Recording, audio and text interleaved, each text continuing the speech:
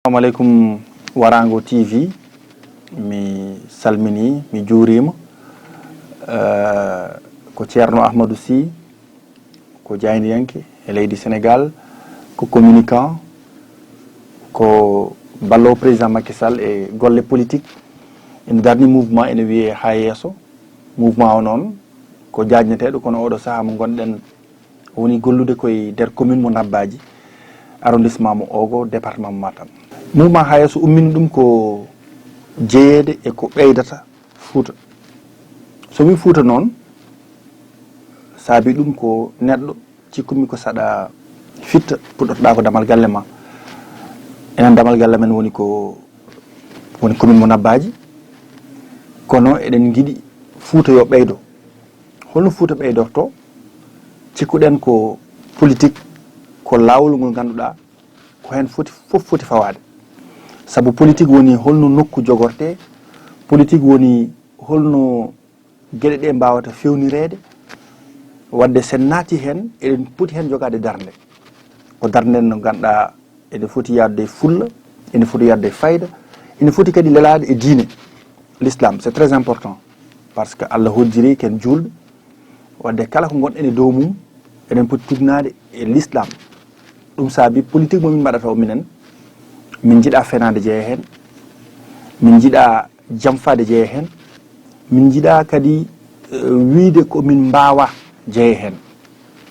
ko ɗum ɗon saabi min naati e commune mo Nabbaji min goni toon e wadde golle baɗɗe fayida jogade noon ambition par ce que politique kadi sa naata hen a ala ambition woni ko jiɗɗa ko janggo ambition woni no jiɗɗa gueɗɗe mbayloro ambition woni hol façon yiyande pawata pour yettade e ko jiɗɗa ɗo ko jiɗɗa ko walla to jiɗɗa ɗo ɗum saabi noon de min naati hen e bawɗe Allah min dardi mouvement ha yesso o yajna hande e commune mo Nabbaji foof yidde wiide bandiraɓe goɗɗo lawol eɗen cikki sen ettingol ma hunde nde waylo sabu Fouta ko jiiɗen ko woni indépendance faade joni eɗen jaada e kala laamiɗo walla kala laamiɗo koko yadata e men walla kala jiɗɗo laamade koko yadata e men to ganma Léopold Sédar Senghor hayti Abdou Diouf hayti Abdoulaye Wade hayti président Macky Sall jaadigal men e président Macky Sall noon no serti seeɗa e ɓe jaadunoɗen par ce que président Macky Sall ko enen président Macky Sall koye men jeeya wadde jaadigal ngal wona gotum wadde koye kanko ɓurɗen yakorade minen noon nde min jooɗi e nder duuɓi jeegom min ji omo waɗa omo golla par ce que ken jayniyankoɓe ken journaliste uji ala to en jehani e Sénégal en jeehi caggal leydi kono ɗo e Sénégal ala to en jehani jiiɗen guure kewɗe commune aji kewɗi ene ɓeydo kono to jeyɗen ɗo nokku men o jiiɗen o yahan tawa mbiɗen wadde en garat mbiyen bandiraɓe cangen jaɓɓal sa président Macky Sall hay so yiɗimo wallude sa dillani wallatama par ce que o wawa jooɗade ɗo e Dakar ñalawma ñalawma fof mo fini omo miijo Nabbaji omo miijo Wuro Siré omo miijo Tiggere omo miijo Sinthiou Mbal omo miijo Ɓoki Sabbude wona noon yarata ko enen wonɓe toon ɓe duñata gueɗe ɗe namdoɗen totteɗen ɗum addi ha yesso ko guila nden noon nde min darni mouvement o ko ɗum ɗo min goni gam hunde ɓeydo yimɓe ganda ɗo e yesso inchallahu rabbi Fouta ene wawi waylade commune mo Nabbaji ene wawi waylade fof koko manki sa yi mbimi fof koko manki woni hande saɗa ƴeewa e département mo Matam commune mo Nabbaji ɓuuri hewde machallah yimɓe finoɓe toon kala subaka wadde population commune mo Nabbaji ɓuuri yajde ala ko commune o wawi fawrnorade e commune aji goɗɗi keɗiɗi te minen min jiiɗi ko to min jeeyaɗo commune men o suuta balaɓe seeɗa o wiye par exemple commune mo Nabbaji ne jogui centre de santé hayso weeɓani o wiye par exemple commune mo Nabbaji walla Nabbaji hoore mum kañum woni siége commune o ne jogui lycée ma haaɗo min ngala ɗum tawa walla mbiya par exemple Nabbaji e nder commune he na waɗi guure ɗe ganduɗa pistuji ɗi koko pewna ha feewi walla courant ne yetti banggueji foof walla cubalel wuro ganduɗa taccat wiyanoma pont na waɗe toon wiye yettima par exemple e goɗɗum ko fate jangde sukaɓe ko fate marché ji nabbaji e hoore mum ala taw marché moƴƴo ko fate rewɓe centre goto wonno toon on centre waɗaka réhabilité e nder nabbaji gure goɗɗe ɗe woni ndulmaji en woni seedo en ala to hen jaata taw wona immigré ji mbaɗi jiya toon ko waɗi fayida ɗum noon en mbiyani ɗum fof ko compétence mairie par ce que kadi kala jannguɗo kala ganduɗo mairie ne jogui compétence uji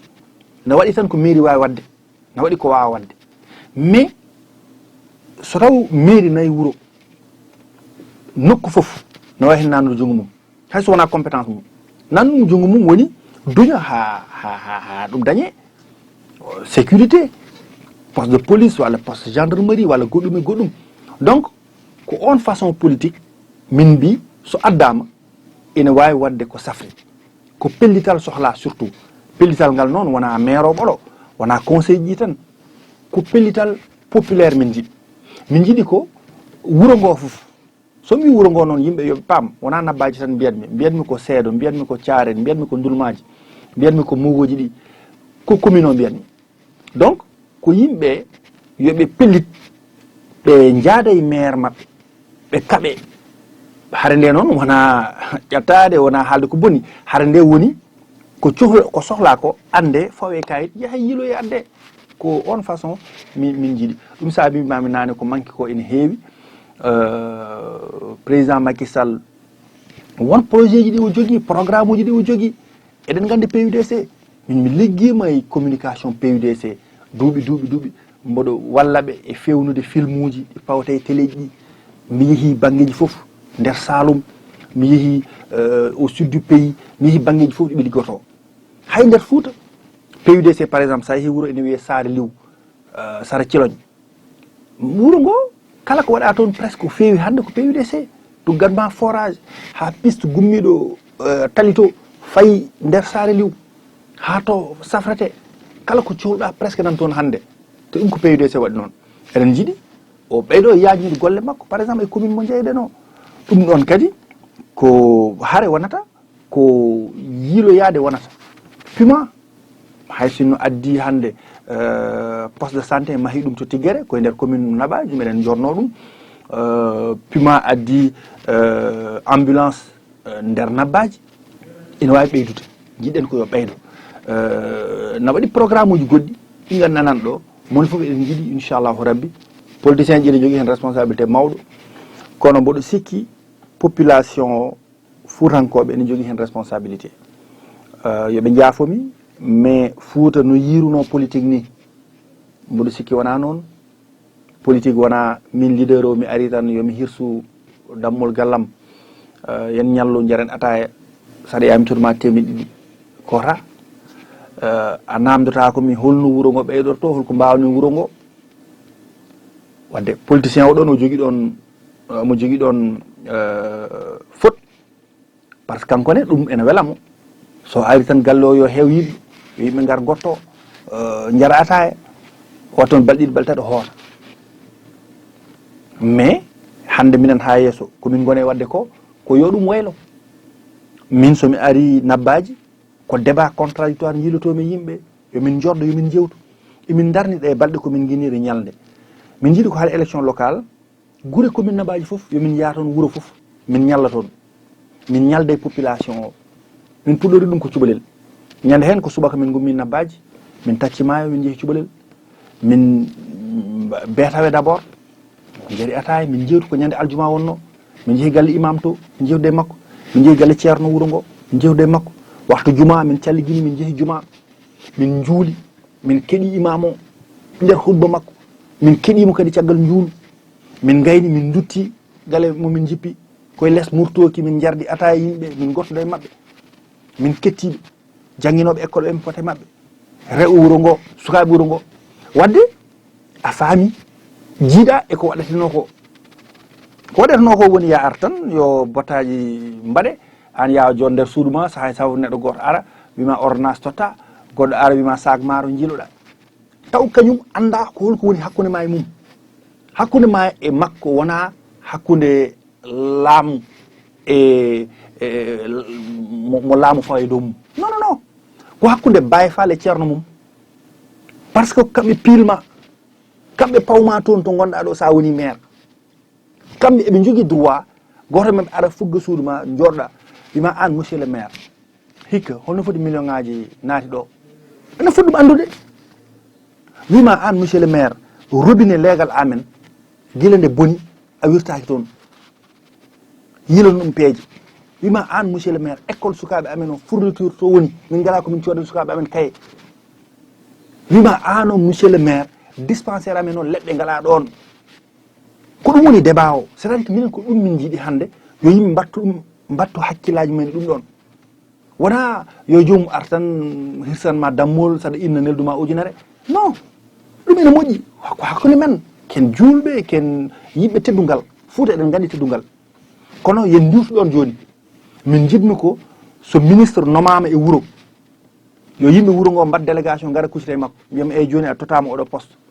ene moƴƴi o waɗane fête ene moƴƴi ɓe o yaha toon ɓe mbaɗa meeting ɓe jarna président Macky Sall wi o nomi kaari ministre mais soɓe gayni yoɓe jaaɓe wiye min jiiɗi joɗade e ma sukaɓe gara worɓe gara mawɓe gara rewɓe gara emi an monsieur le ministre joni a waɗama ministre joni an holko mbawanoɗa min est ce que so taw ko ministre de l' éducation talla ko fotan ƴettude sukaɓe o dana ɓe enseignement ɓe mbi eyyi o ƴetti ɗo sukaɓe o dani ɓe enseignement non on haalteɓe ɗo goni ɗo ministre d' éducation ƴetti sukaɓe temedde mbaɗi ɗum e enseignement min mbimi ɗum ɗon ko hurtinde Fouta caggal ni par ce que sa ƴetti neɗɗo a nani ɗum e enseignement dartini jangde mum ene wawi so jangguino ha ɓeydima ne wawi addande Fouta goɗɗum mais enseignement mo nannuɗamo ko yo won volontaire yo won vacataire après o waɗe embauché eyyi carrière o waɗata o terita huɓere moƴƴere pour o maha ɗum ko probléme par ce que pré banque o waɗata ko salarié mais est ce que a wawano yiilade peeje goɗɗe est ce que a wawano wallude o daña bourse o yaha caggal leydi o ɓeyda gandal o arta ɗo wona cadre hono mani est ce que a wawa kanko enseignant o ballama no dañide poste goɗɗo o daña ko walliti kankone ainsi de suite donc ɓuri sigi hunde koko foti yajinede mais yo yimɓe paam rapport mabɓe d' abord kamɓe e leader politique o rapport mabɓe emo mbaɗi feere ha woni maire o rapport mabɓe eɓe mbaɗi feere ha woni directeur général o rapport mabɓe eɓe mbaɗi feere ha woni ministre o so woni ministre hol gartam holko nafataɓe mais malheureusement hande ko jiiten ko woni voilà soɓe gaari Fouta ko on rapport woni ɗon 4 o yo wirto yo yaa yo artu anda ko yahata e dow mum hande eɗen paɗa par exemple ministre de l' éducation nder Matam yo gueɗɗe jaw yoɗe ɓeydo rapidement yiye ande ɗum ɗo ko ɓinguel men woni ministre lycée ji ɗi jaawi lycée Nabadji hande emina namde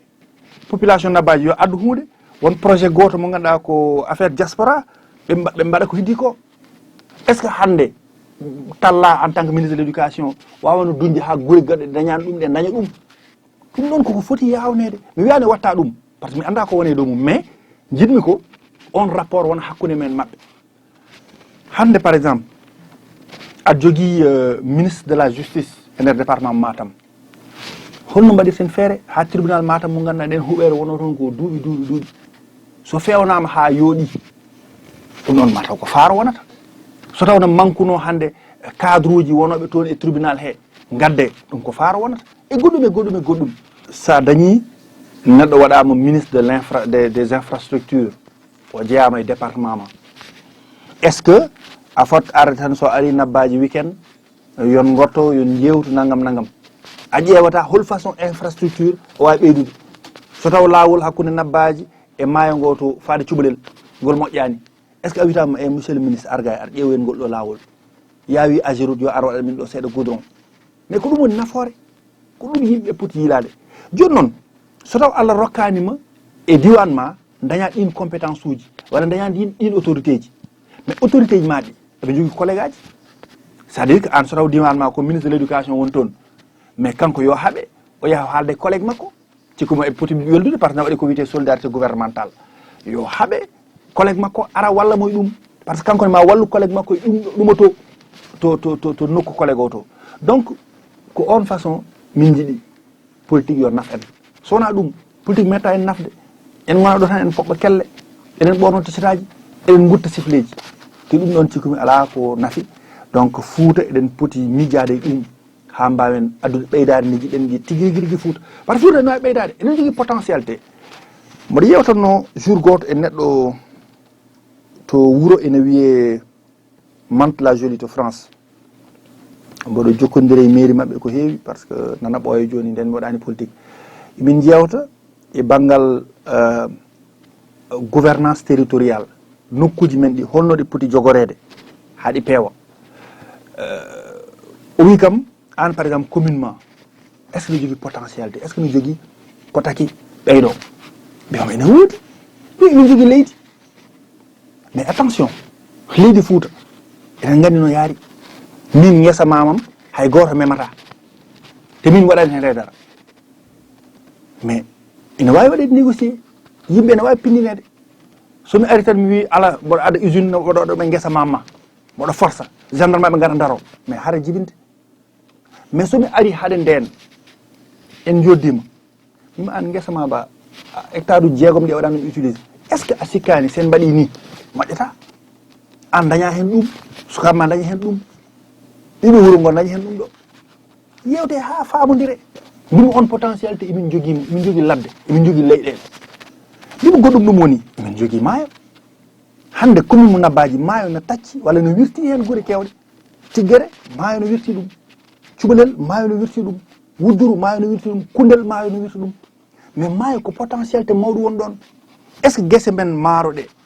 en potan continde wona guesse ɗe ganduɗa ko enen jahata eɗen jabbano koye men travail artisanal on est ce que hande fotani duñede ha ɓeyɗo hay sinno wonko wone waɗede par ce que programme uji mbaɗɗi no pracas président Macky Sall darni ɗum sayet na waɗa hen golle baɗɗe fayida machallah mais fof ko foti ɓeydede ko ɗon noon ɓeydare men ummoto enen Fouta te a yi wonko ɓoccito en pour keptoɗen ɗum weɓata alors ɗum noon tahi noon eɗen cuɓoɓe jaraten min de nanme politique mbimi ko mi suɓoto tigui rigui rigui ɓe jadanmi mi suɓoto kadi façon discours mo poti wadde tenir e kadi yimɓe ko kaldan hande ko e komin kaldoto janggo ko mi tottuma exemple goto nde mbaɗanmi lancé mouvement o mi iɗi yaade Nabadji 1 mois avant lancement mouvement o jaami e guure commune he pottume sernaɓe men ɓe ñaaguimi mabɓe duwaw mbimɓe goto duwaw tan cohlumi emi kam holi on mbimi jinmi ko yon dunomi so taw oɗo politique gummanimi ko pour yomi naf hooram min tan goto temi jogani nafde guure men ɗe ndu wonɗe kam yo Allah rumtinam hen heɓe mbi kam an kam ɗum ɗon nasi mbimi ko ɗum ɗon ñaaguimi cakkumi juuɗe to hollidema tan politique ina wawi nafde ina wawi ɓeydude gueɗe ɗe mais on philosophie il faut jogoɗamo on philosophie noon yadani e fenade mi haalima ɗum ɗon nane yadani e cukkaɗo cukkitaɗo wonde e manipulation ji yadani yaadi ko e wona gonguirante guetoɗa ɗum par ce que yimɓe noon eɗen mbawi wadde erreur aji eɗen mbawi haalde hande hunde firto janggo en gona walliwaɓe kono en guetoto le maximum possible pour wadde ko feewi ko pour wadde ko ɓuuri ko mi tottuma exemple goto mi waɗi on déclaration Nabadji e mawlud hen e jaami mbimɓe Thierno Amadou Sy wi ko so woni maire Nabadji ƴettata indemnité maire o heɓmi kam mais on indemnité sa woni maire ko an jeymu mbimi non mbimi min philosophie politique mo gaddumi o yaadani liggade pour Nabadji ne yoɓami mais parce que en réalité somi woni maire somi ƴetti indemnité maire o hay soko 100 francs psychologiquement mboɗo jagge hooram Nabadji ene yoɓami par ce que koye budget mairie he ƴette maire o yoɓe ɓe mbi kam mais an ɗum ɗon wawa wonde mbiɗi non par ce que mboɗo ñaagui Allah dañde liggey goɗɗo mo gonmi e dow mum o mboɗo yoɓe hen mboɗo wawi yobnade on liggey mais min nde garmi ɗo garmi ko volontaire garmi ko wiide engagement o ko engagement citoyen d' abord jiɗɗen ko woni ɗo ko fewani hen pewnita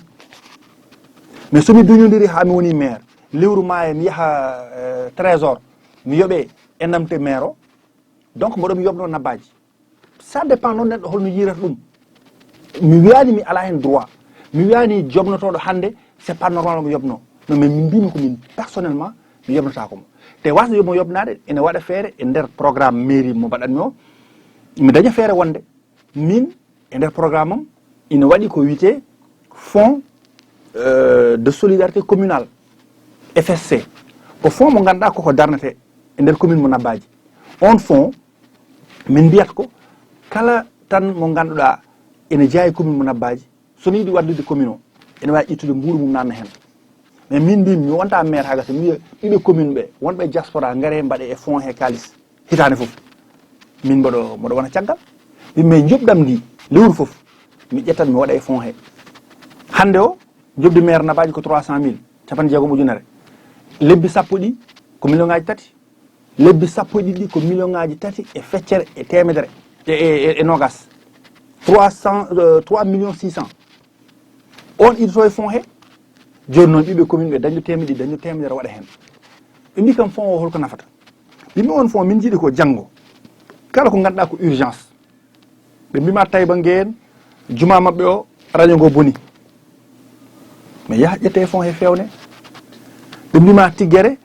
alors poste de santé mabɓe o ambulance o koko dañi panne moteur maire holko mbawɗa hen aɗa wona ɗo aɗa wiya no fat mi yaha trésor fat min mbaɗa lancé marché fat min mbaɗa ɗum ɗo ɗum noon no leeni yimɓe on fond ya walla ko solidarité wiya ko yo yimɓe ballodir donc ɗum ɗon ene jeeya e programme amen et puis sa yi jawɗen ɗum haalde e radio ji jawɗen ɗum waɗa déclaré toon to Fouta ko yimɓe paam vision politique men o wona fijirde wona tan yen gummo tan yen mbi yimɓe gaare ndewe yam nagam te mboɗo salini wiide yimɓe gaare ndewe yam ko ɗum mbiyanɓe chaque fois ɓe mbiya kam non ko an mbimi non bonnanno yimɓe tampinno ɗumen ko wiide yimɓe ndewe yam par ce que yimɓe ndewe ma ɓe kalantama gonga en réalité mais so yimɓe jaade ma ɓe gandi sa